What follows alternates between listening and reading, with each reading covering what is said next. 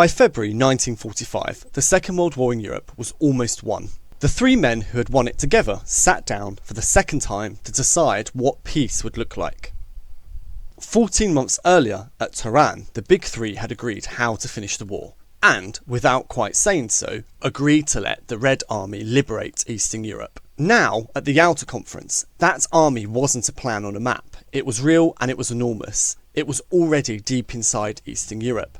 That single fact hangs over everything that happened at the Yalta conference. They met at Yalta, a resort on the Black Sea, which meant this time it was on Soviet soil. Stalin had again refused to travel far, so the others came to him. The same three faces were present: Churchill, Prime Minister of Britain, Roosevelt, President of the United States, and Stalin, Premier of the Soviet Union. But the balance had shifted. Roosevelt was exhausted and gravely ill. At this time he had only 2 months to live. Stalin no longer needed his allies the same way he did in 1943. His soldiers already held the ground everyone was about to argue over. The main objective was simple to state but enormous to settle. They needed to agree a post-war settlement and decide what to do with Germany once it was beaten. We'll start with the agreements they made.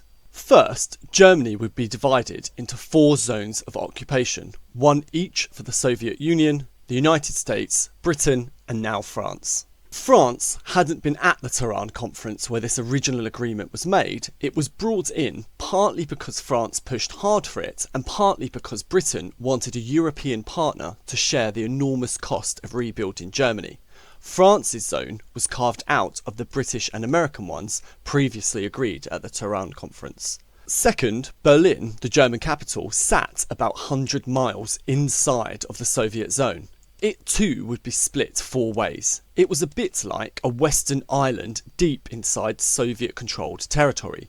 This agreement over Berlin soon became one of the most dangerous places to live on Earth. Third, all countries freed from Nazi control were guaranteed the right to hold free, democratic elections and to choose their own governments. This commitment was released as an official joint statement called the Declaration on Liberated Europe. However, Stalin was offered a sphere of influence in Eastern Europe, where communist ideals would dominate. Fourth, Stalin renewed his promise to join the war against Japan once Germany fell. This was vital to America, who was still fighting in the Pacific. Fifth, all 3 agreed to hunt down and put the surviving Nazi leadership on trial. Finally, they agreed to create the United Nations, an organisation built to stop a war like this from ever happening again. There were 2 main disagreements. First, Poland and Eastern Europe in general, and second, reparation payments to be taken from Germany. Poland was bitterly argued over at Yalta. 2 rival governments claimed it.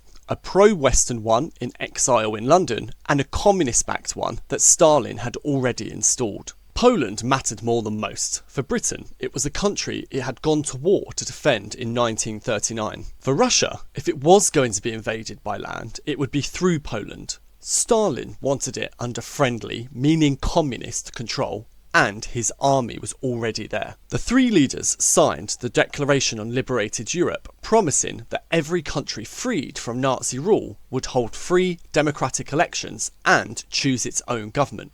Stalin agreed to hold free elections in Poland too. But free meant one thing to Roosevelt and Churchill and something completely different to Stalin, who was, at the very same conference, quietly granted a sphere of influence over Eastern Europe. Free elections and a Soviet sphere in the same agreement can't fully be true. The big 3 also argued over money. Stalin wanted enormous reparations to strip Germany and rebuild the Soviet Union. The West, remembering how punishing Germany after the First World War helped cause the Second, refused to fix a figure. The fight over money wasn't settled at Yalta, it was just postponed. So, did Stalin betray agreements made at Yalta? One interpretation was yes. He signed a promise of free elections, then installed communist regimes across Eastern Europe by force. The other interpretation was there was nothing to betray. The agreement was deliberately vague, a form of words everyone could sign precisely because it let each side hear what they wanted. Yalta didn't hand Stalin Eastern Europe, it simply put a signature next to a reality no Western army was ever going to fight over. Both interpretations have to live with the same awkward fact: the West signed the agreement.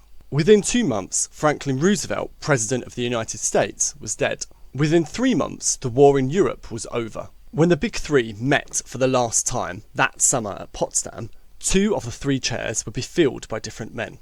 The arguments they postponed would still be waiting, but the friendliness experienced at Yalta would be gone.